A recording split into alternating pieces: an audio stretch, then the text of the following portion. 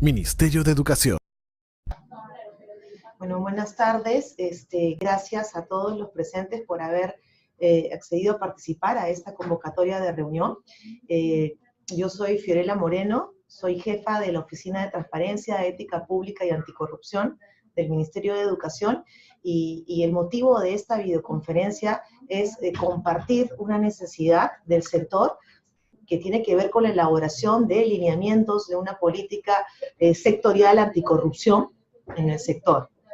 Y ese trabajo nos involucra a todos, el Ministerio de Educación, a las direcciones regionales de educación y a las UGELs respectivas. Entonces, teniendo en cuenta esa necesidad y esa prioridad para el país en general, es que hemos iniciado este trabajo de elaboración de estos lineamientos, por lo que estamos seguros de que vamos a contar con todo el apoyo, ¿no? Y con los aportes valiosos de cada una de sus direcciones para poder tener un instrumento normativo que nos ayude a prevenir actos de corrupción, ¿no? Y sancionar también a actos de corrupción que tanto nos afectan a todos los peruanos.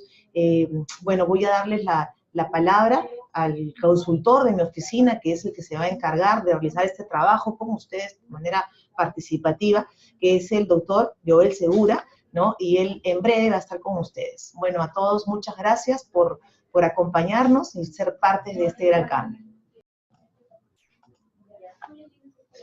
Buenas tardes con todos. Les habla Joel Segura. Como ya lo ha indicado Fiorella, vamos a explicarles un poco en qué consiste el trabajo que está haciendo el Ministerio de Educación en lo que respecta al tema del tratamiento de la lucha contra la corrupción. Bien lo ha dicho, esto involucra a todos, razón por la cual yo quiero explicarles algunas cosas básicas que forman parte del trabajo, y creo que no solo compromete al Ministerio, sino también a todos los que están implicados en esto, que son las direcciones, que son las UGELs. Voy a presentarles una diapositiva. Vamos a seguir un poco las ideas que vamos a plantear. Ustedes están viendo ahí los temas que vamos a abordar. Tiene que ver con lineamientos de la política, la lucha contra la corrupción, el diseño de un plan, el plan que en alguna medida tiene como fundamento, y justamente se trata de compartir esta conversación con ustedes, en virtud de que el plan quiere abarcar no solo una parte del trabajo que hace el Ministro de Educación, sino también abarca un poco a los que finalmente concretan el trabajo que el Ministerio realiza como programación, como función, como misión dentro del Estado. Todo esto, hay una pregunta bastante general que surge en este tipo de temas, y está vinculado fundamentalmente de dónde parte esto, cuál es la raíz, cuál es la razón. Como ustedes sabrán, a nivel nacional siempre lo que es los programas de integridad, los planes estratégicos que tienen las instituciones, los planes nacionales, y justamente en este sector o en este ámbito existe un plan estratégico nacional que tiene que ver con la política de moralización de la educación.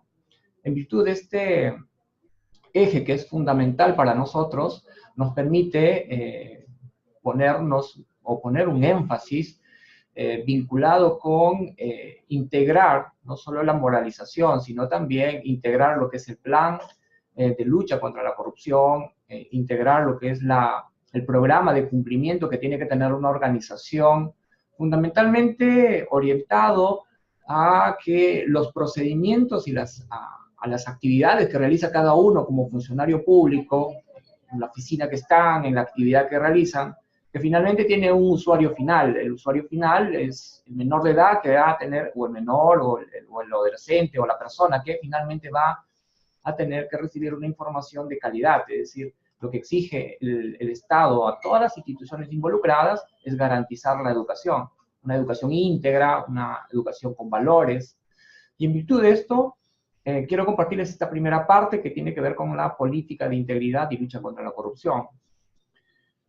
Esto no parte solo de un mandato normativo. Yo creo que es un compromiso de todo funcionario público cuando no solo quiere realizar su labor con esmero, con dedicación, sino también quiere hacer un aporte a la sociedad, y este aporte fundamentalmente ataca uno de los problemas más importantes que nos aqueja día a día, que es la corrupción, que es el fraude en todo este ejercicio de actividades y evitar estas noticias perversas que van afectando a la institución, como los que han ocurrido el año pasado, con el tema de la construcción de las escuelas, con la entrega de libros, con el tema de las planillas. Esas cosas yo creo que nunca más deben suceder. Y si uno se hace pregunta, ¿cómo es que sucede? Sucede porque finalmente uno no tiene en cuenta o no marca el procedimiento, y los procedimientos normalmente pueden tener un conjunto de roles y actividades que desde una estrategia de los modelos de prevención pueden ser medidos, pueden ser prevenidos. Voy a hablar un poco también en qué consisten las mediciones. Entonces, como pueden ustedes ver, la política nacional está regulado en el decreto supremo 092, y lo que exige su norma es de obligatorio cumplimiento para todos. La política de moralización, que tiene que ver con el acuerdo nacional, no solo los organismos públicos, sino también la sociedad civil en general, los partidos políticos, todos han concernido en una idea, y esta idea fundamental es moralizar la gestión educativa en todas sus instancias, íntegramente.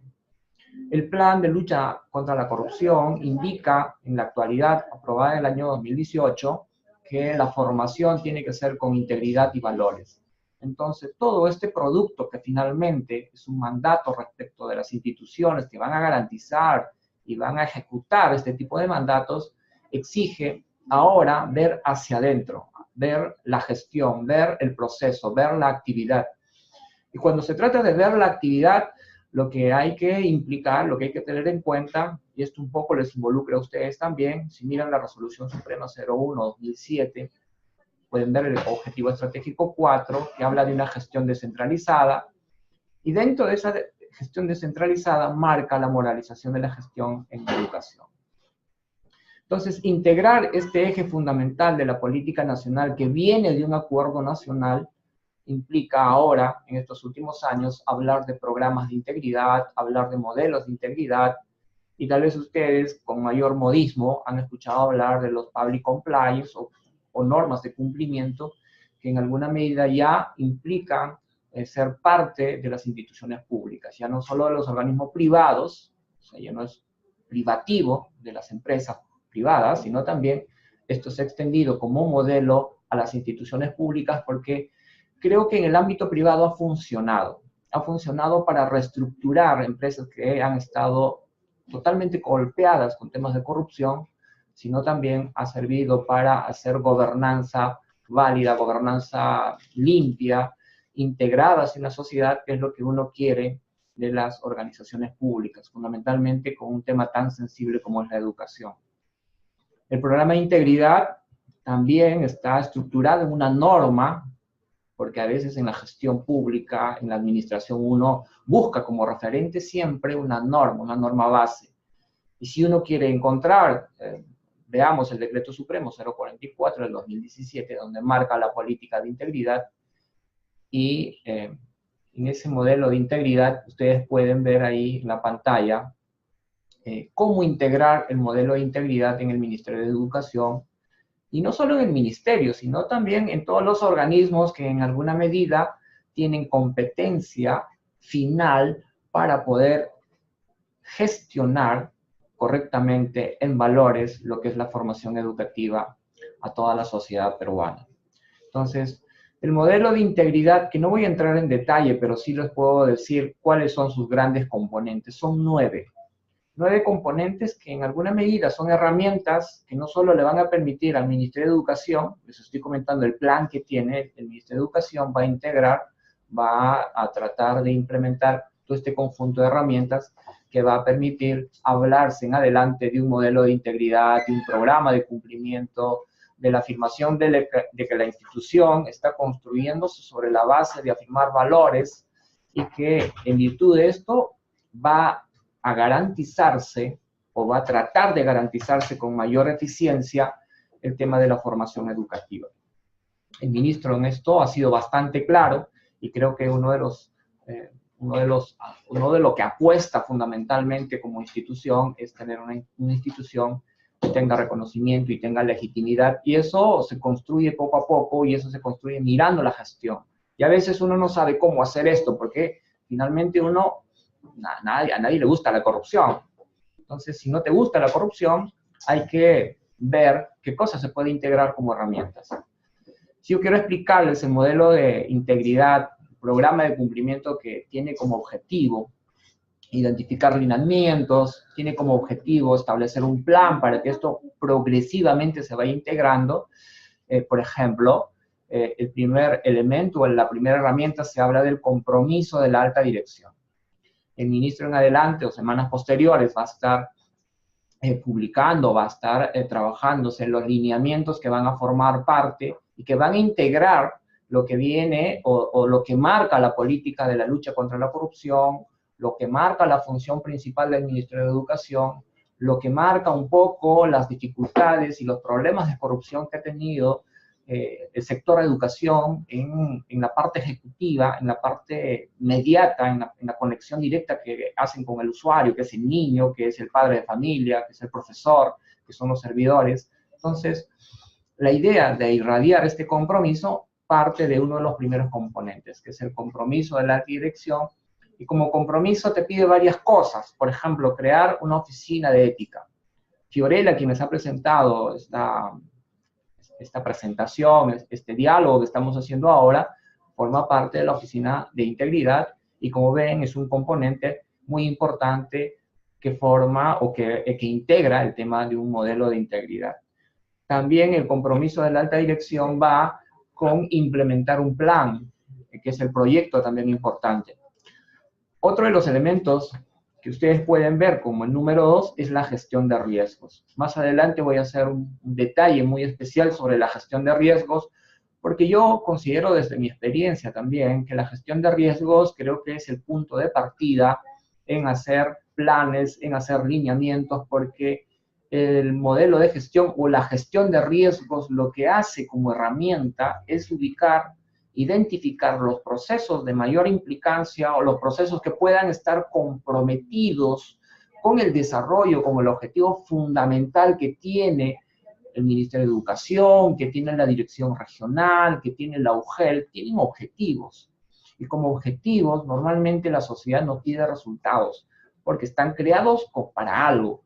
Y ese algo fundamentalmente está construido con procesos, está construido con actividades. Esos procesos y esas actividades pueden ser marcadas y se identifican procedimientos y roles en cada una de ellas. Cada una de ellas, de acuerdo al modelo de la gestión de riesgos, puede identificarse. Una vez identificado las actividades, por ejemplo, que tengan mayor riesgo, las instituciones, no solo el Ministerio de Educación, la Dirección Regional, la UGEL, puede establecer algún tipo de tratamiento. El tratamiento es la acción que hace la gestión pública para tratar de evitar la ejecución o la realización del riesgo. Cuando les hablo de riesgo, puede haber un conjunto de riesgos financieros, operativos, estratégicos, pero en lo que concierne al plan de integridad, nos corresponde hablar del riesgo de la reputación, del riesgo de la imagen, cuyo punto de partida es la corrupción, es la deshonestidad del servidor público cuando realiza su función. Cuando digo deshonestidad, no solo estoy hablando del quebrantamiento de un valor, de una norma administrativa, sino también llega en su magnitud hasta las características de un delito. Entonces va desde el impacto en un código de conducta hasta el impacto de una norma de carácter penal. La gestión de riesgos lo que hace es identificar acciones, procesos y planificar tratamientos. Entonces, como ven, es una herramienta muy poderosa. Más adelante voy a entrar con algún detalle. Este es el segundo componente importante de un modelo de integridad. Eso, si uno revisa el Plan Nacional de Lucha contra la Corrupción, el Plan Nacional de Integridad, si ustedes revisan el eje número 2, el eje número 2 se concentra en hacer la matriz de riesgos, la gestión de riesgos. Entonces, no solo es un mandato para el ministerio, sino también para todas las instituciones. Lo que estamos haciendo es un poco compartir y adelantar tal vez estas ideas del cual ustedes más adelante van a tener mayor proactividad y van a ser mayormente partícipes. La herramienta 3 tiene que ver con la política de integridad. Hay un plan, ustedes revisan el Decreto Supremo 044, el Decreto Supremo 092, es una prueba, es una evidencia de que nuestro país está integrando una herramienta bastante poderosa para tener un modelo de integridad en la institución.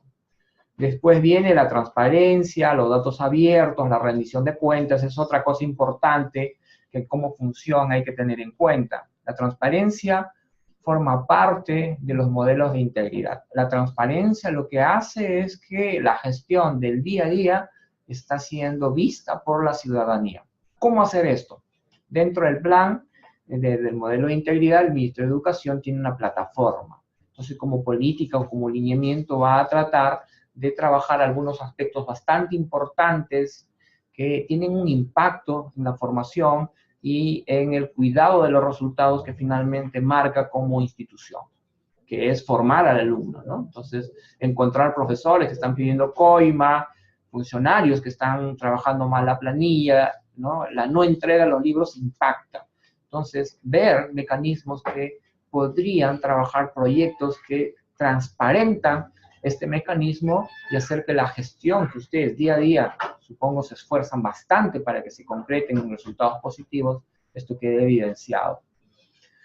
El componente 5 es una herramienta importante que son los controles internos, externos e internos. Cuando se hace gestión pública, cuando se hace actividad en la administración pública, esas actividades dejan evidencias, generan documentos, y la política, no solo del plan, no solo de la política declarada por el PSM, sino también la OCDE, que es un organismo internacional que fija algunos modelos de la que nosotros somos partícipes. Nosotros como país, como país estamos tratando de ser parte de este modelo, y lo que sugiere, lo que recomienda a los países y lo que las empresas privadas también realizan es para verificar, para tener una gestión correcta, lo que normalmente uno tiene que advertir y tiene que marcar es el tema de los controles. La rendición de cuentas, los controles internos, las auditorías son parte de la gestión.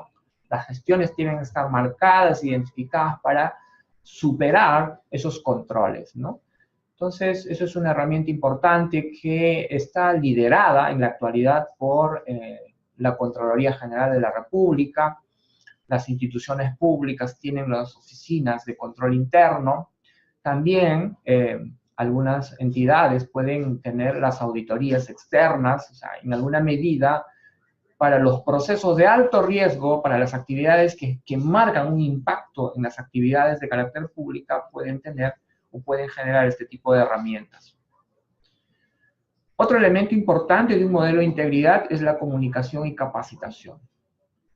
Por ejemplo, esta acción que está realizando el Ministerio de Educación con ustedes, comunicar su intención del desarrollo del plan de integridad y lucha contra la corrupción, su intención de marcar lineamientos que aseguren finalmente que todo el proceso que genera para que el estudiante, los estudiantes tengan una formación de calidad, para que quien los ejecute, que son los profesores, y toda la logística que acompaña a la formación de un estudiante, tenga todas las herramientas posibles, tengan marcadas gestiones claras en virtud de que el trabajo que realicen todos sea de manera eficiente. Otro de los aspectos que ya incluso es un hecho, no es solo un plan, no estaba programado, es el canal de denuncias. Dentro de los modelos de integridad, el canal de denuncia es una herramienta muy importante. Le permite a la institución, le permite en verdad al Ministerio de Educación, a las direcciones regionales, a las UGELes, identificar qué servidores están faltando a la ley. O sea, faltando a la ley, estamos hablando de los códigos de ética, los códigos administrativos, el código penal. Entonces, el canal de denuncias es un mecanismo de alerta cuyo mandato fundamental está incluso respetar el carácter anónimo de esa información. Entonces, eso te permite, ¿para qué? para tratar de identificar zonas, puestos, programas, procesos, actividades que le van a generar riesgos de corrupción y que esto en alguna medida podría tener algún impacto en la institución. No solo se trata de prevenir el impacto, sino también en marcar mecanismos que podrían mitigar y mecanismos que podrían asegurar el cumplimiento de las funciones. Entonces, la idea es que asegurar que todas las personas puedan cumplir eficientemente con su función. El canal de denuncia es una herramienta muy poderosa que si ustedes revisan la página web, la plataforma del Ministerio de Educación, van a encontrar la directiva que regula el canal de denuncias, está el teléfono, está el correo electrónico que te sirve para utilizar esta herramienta. Las dos últimas tienen que ver con supervisión y seguimiento del modelo de integridad. Eso obviamente son la fase concluyente ya de los modelos. Y finalmente el 9, que es el encargado del modelo de integridad. Es decir, las instituciones antes no tenían a alguien que podía o tenía la capacidad de hacer el seguimiento de este tipo de actividades. La incorporación de valores, la incorporación de herramientas que permiten asegurar que la gestión de la administración pública sea eficiente, que cumpla con los objetivos que se marca dentro de la ley. Esto se va a asegurar a partir de un modelo correcto del programa de cumplimiento. Yo creo que a partir de esto más adelante me van a hacer algunas preguntas, estaré atento a esto. Después del modelo de integridad, que es la idea general, que es el objetivo final de la institución, tenemos que comprender que este modelo tiene que estar integrado o tiene que ser parte de un conjunto integrado de acciones. Muchas veces esto suena a veces discurso y un discurso que suena bonito, diría yo, porque claro, nadie quiere un país donde la corrupción hace que la gestión pública, hace que la administración pública sea mal vista. Hace también de lo que finalmente el poco recurso que puede destinar el Estado para el cumplimiento, la formación de los alumnos, pueda estar comprometida. Entonces, ¿cómo hacer? La pregunta es, ¿qué se tiene que hacer para poder tener dentro del Ministerio de Educación un modelo de prevención, un modelo de integridad? Y ustedes me preguntarán, ¿qué tengo que ver yo? Porque estás hablándome solo del Ministerio de Educación, ¿no? Lo que les quiero también un poco dar el alcance es que no solo compromete al Ministerio de Educación. El Ministerio de Educación, como órgano rector, vela y el Estado, desde la Constitución, le exige que el Ministerio de Educación, como ente rector, garantice una formación íntegra, adecuada, correcta al ciudadano, al menor de edad, al adolescente, al universitario, a todos los que están implicados o los que forman parte de esta actividad. Entonces, marcado ese objetivo, nos compromete a todos, no solo al ministerio. Entonces les compromete a ustedes, que son la parte final de la ejecución. Entonces, cuando ustedes pueden observar las actividades que hacen y el recurso que se les designa como actividad, ustedes siempre van a partir del POI, ¿no? Del Plan Operativo Institucional. En algunas están vinculadas, muy vinculadas o relacionadas como actividades con el Ministerio de Educación, pero en otras no. Lo que les quiero comentar es que cuando se habla de un modelo o programa de integridad, muchas de las actividades, muchos de los procesos tienen que partir desde el mismo plan operativo institucional. Las actividades y procesos que se programan cada año, cada dirección, cada área, tiene que tener en cuenta ahora elementos o herramientas del modelo de integridad. Modelo de integridad que obviamente poco a poco se va a ir integrando. O sea, el Ministerio de Educación va a crear el modelo de integridad como institución, pero como sus productos, sus procesos van más allá del ministerio, llegan a las direcciones regionales, llegan a las UGELs, que tienen una correlación de competencia distinta del ministerio, pero se trata de que el ministerio pueda ser parte asegurativa de todo ese proceso. Entonces, esto es el motivo incluso de esta conversación, es de encontrar los mecanismos más adecuados de compartir muchas de las experiencias de cómo crear o cómo planear, porque estamos hablando del plan operativo institucional, cómo incorporar en el plan operativo institucional mecanismos o herramientas que van a permitir integrar un modelo de integridad. El tema de los planes y los programas no viene de arriba, sino surge de abajo, surge de la identificación de riesgos, como les decía. Entonces, si uno mira el POI, hacia arriba vamos a tener el PEI, el Programa Estratégico de la Institución. Van a ver ustedes también en el lado derecho de lo que marca, el PEI de los gobiernos regionales, obviamente. Entonces, tiene que haber una correlación y esa integración que tiene que haber entre los planes políticos como actividad o como objetivo fundamental de cada dirección, de cada UGEL, de cada ministerio, de cada gobierno regional. Esto tiene que integrarse en una sola idea, porque el fundamento aquí es uno: formación, educación con integridad y con valores. Y todos los que son parte de ellos tienen que integrarse, tienen que conversar, tienen que ponerse de acuerdo. Mi conversación, mi charla de ahora tiene por objetivo recibir mucho insumo desde ustedes para poder marcar y reforzar mucho estos programas, estas líneas, estas pautas o lineamientos que vamos a sacar para conseguir integrar un modelo de integridad. Esa palabra integridad es muy fuerte en este discurso porque permite romper las barreras, permite fijarse no en competencias, sino permite fijarse en objetivos de carácter general mucho más amplios. Espero que compartan esas ideas conmigo. Aquí, por ejemplo, hay un modelo de las acciones a implementar.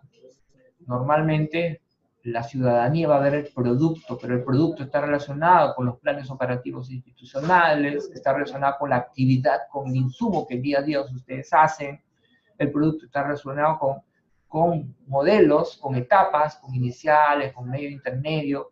El producto está relacionado con acciones de la institución, con objetivos de la institución, con objetivos de carácter estratégico, obviamente.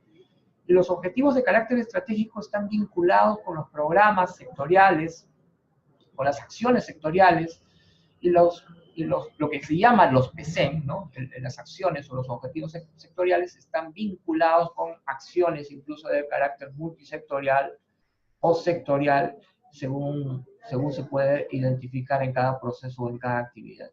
Entonces, el plan de integridad y lucha contra la corrupción no solo es una intención que va como política, sino tiene que estar integrado a las acciones y objetivos sectoriales, a los objetivos y acciones de carácter institucional y a las actividades operativas que realiza cada funcionario dentro de su actividad. Esto es un modelo que puede graficar este discurso que les estoy marcando. Como les decía, los modelos de prevención, los modelos de gestión, los modelos de integridad que sirven para que una institución pueda establecer mecanismos que en alguna medida le van a permitir mitigar, le van a permitir gestionar y evitar la corrupción, tiene que ver con la gestión de riesgos. El punto neurálgico, el punto de partida de un programa eficiente de integridad, de un modelo de prevención de la corrupción, tiene que ver con la gestión de riesgos. ¿Qué es la gestión de riesgos?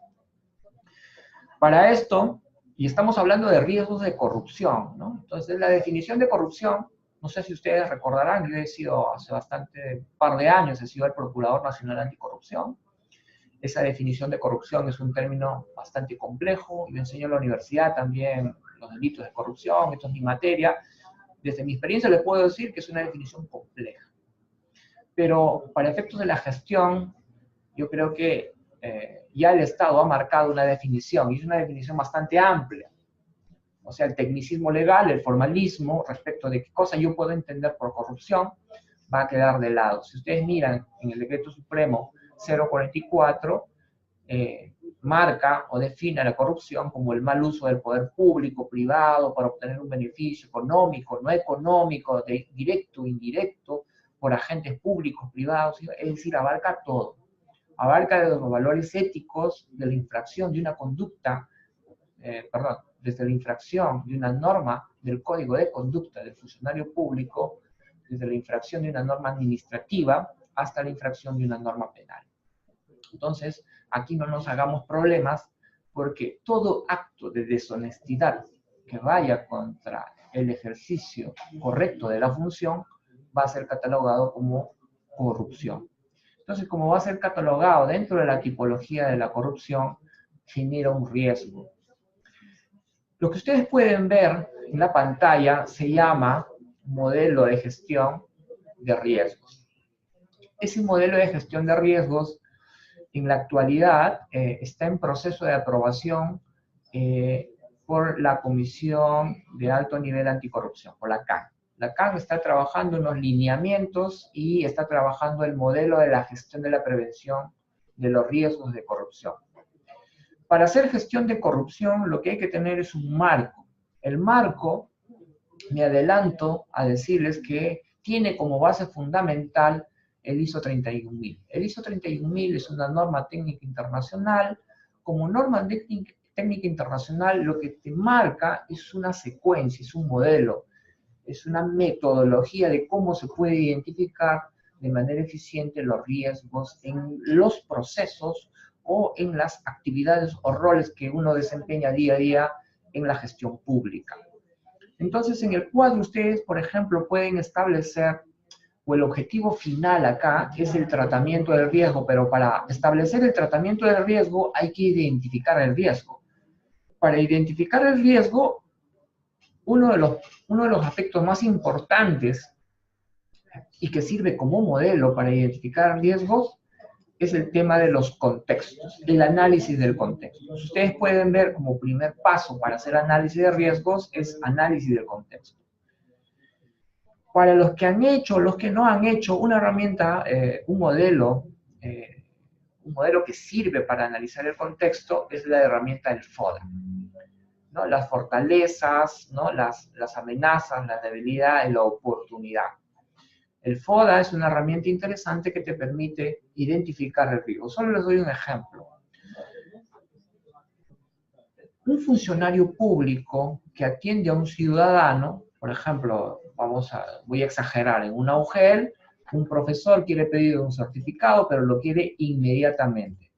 Entonces la persona que quiere atenderle, o la dirección regional, le va a decir, para tu certificado tienes que pagar una constancia o un pago en el TUPA.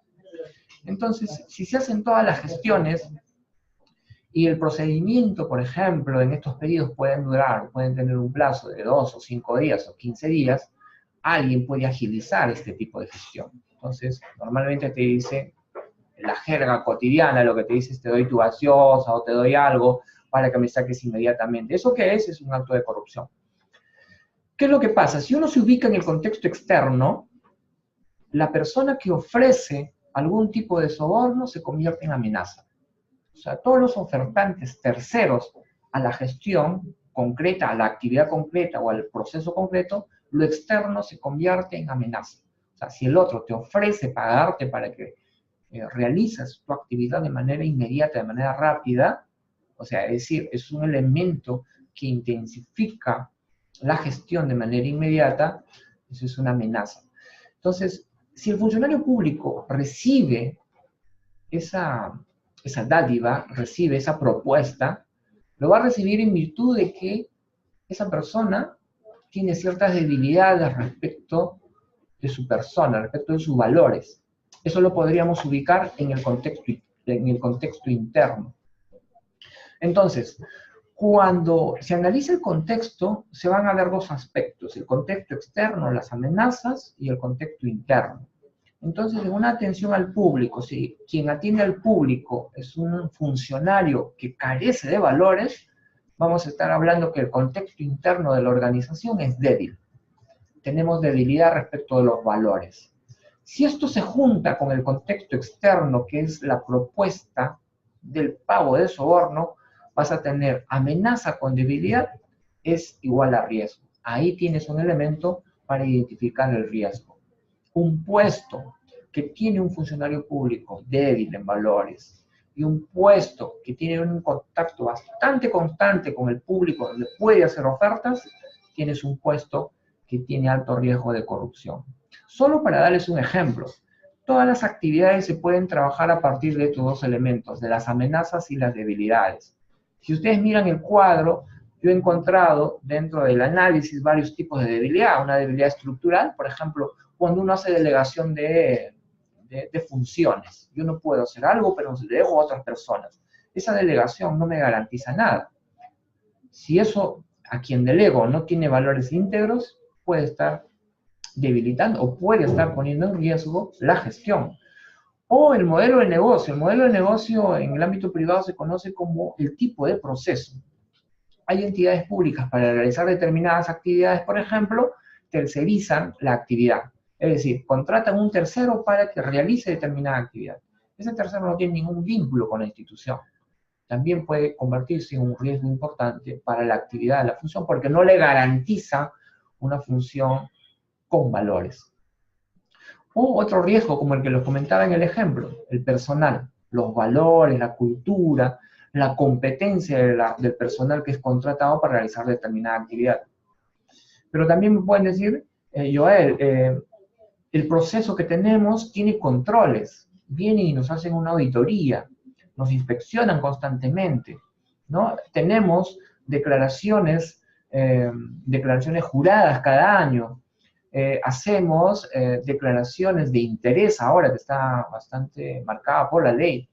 Entonces, la pregunta ahí es, cuando existen controles, hay que preguntarnos si uno hace gestión de riesgos, es si los controles son eficientes o no, si son eficaces o no los controles.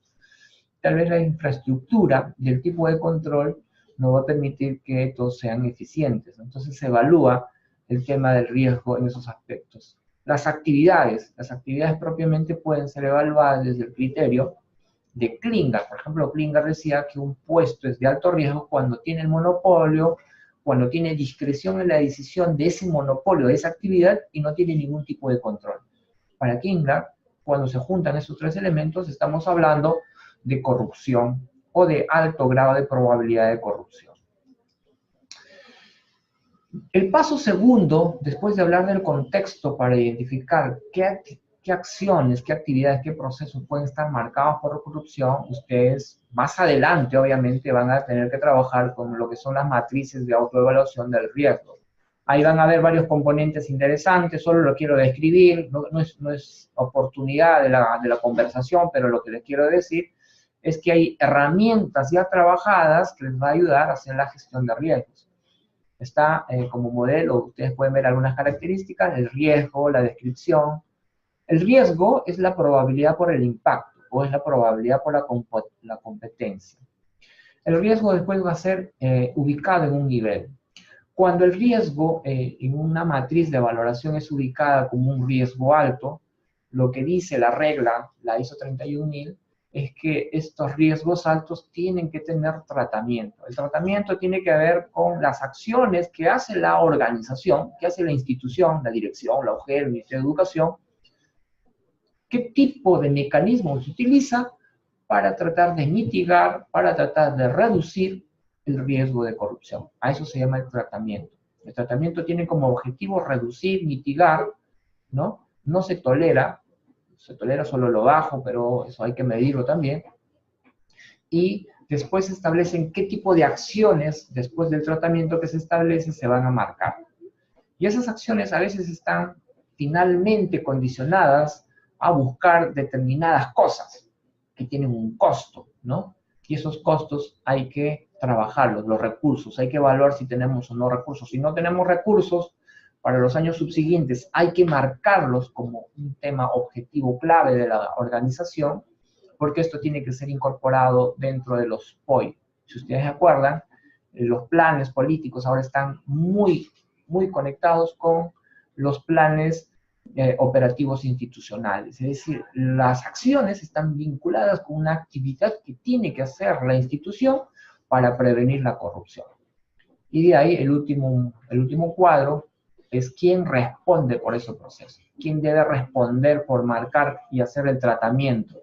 Entonces, como ven, esta herramienta marca y te dice qué cosa debes hacer con el modelo de prevención. El modelo de prevención tiene que ver con identificar un riesgo, marcarlo, identificarlo como tipo de tratamiento y encargar quién se va a hacer cargo de ese tratamiento.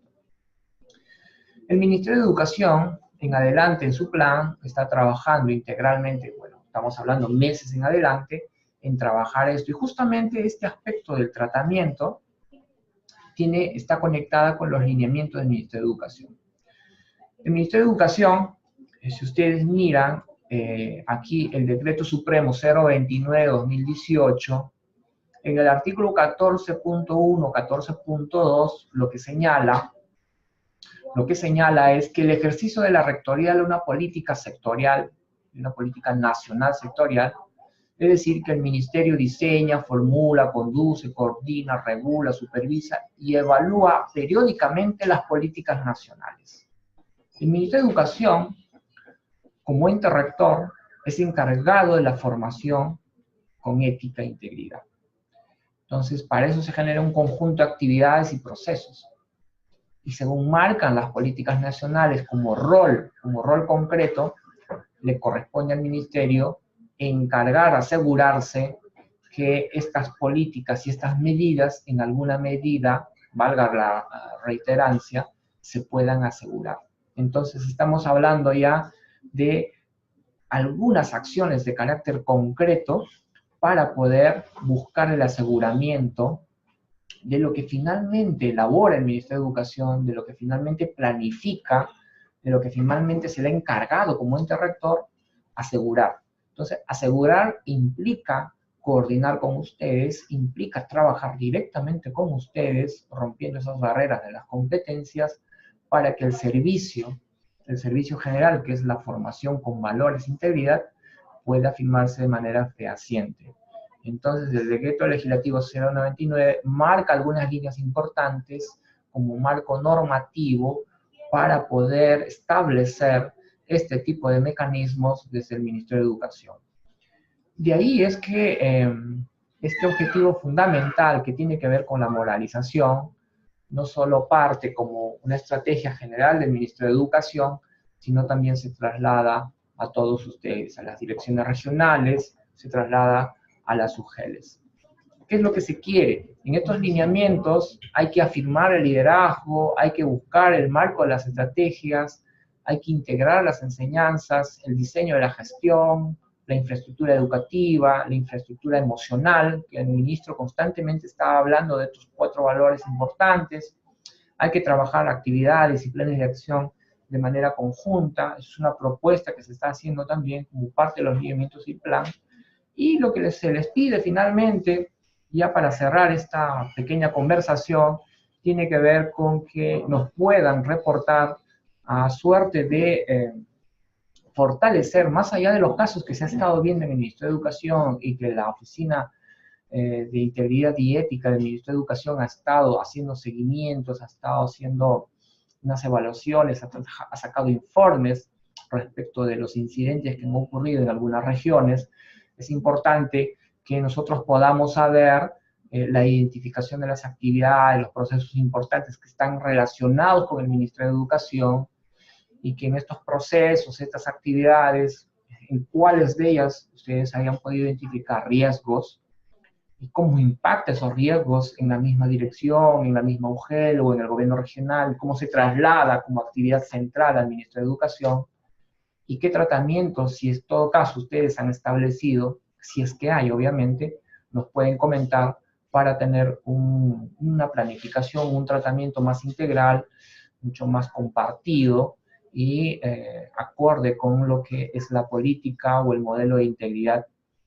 Entonces, ya no les quiero explicar más bien voy a darles unos 5 minutos para que ustedes puedan organizar brevemente algunas preguntas, algunas consultas, pero sí un poco para cerrar ya a manera de conclusión, es que se fijen en la última parte que he marcado, que me importa mucho trabajar algunos lineamientos que van a trasladarse obviamente a las direcciones regionales, que se van a trasladar a las UGELs, como marco de protección del proceso y de la actividad propiamente dicha. Entonces es una intención del Ministerio concordar mucho y tal vez compartir algunas acciones ya que han permitido que en muchas direcciones, en muchas UGELs, se hayan podido manejar, se hayan podido controlar los sistemas o los modelos o los actos de corrupción como un modelo de gestión. Entonces, yo creo que una gestión eficiente es también compartir las buenas experiencias que algunos de ustedes hayan podido tener en identificar los riesgos de corrupción. La prevención de la corrupción en todo el sistema educativo creo que es el objetivo central y que creo que nos compromete a todos. Entonces, dentro de 5 minutos, regresamos para responderles algunas preguntas. Muchas gracias.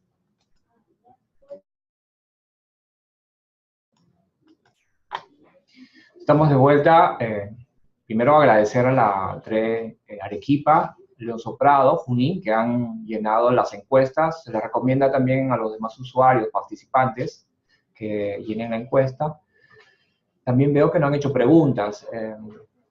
Bueno, estando a esta situación, me despido de ustedes. Espero que les haya servido al menos esta comunicación. Y cualquier cosa también se puedan comunicar con la Oficina de Integridad del Ministerio de Educación, la OTEP. Muchas gracias. Gobierno del Perú. El Perú primero.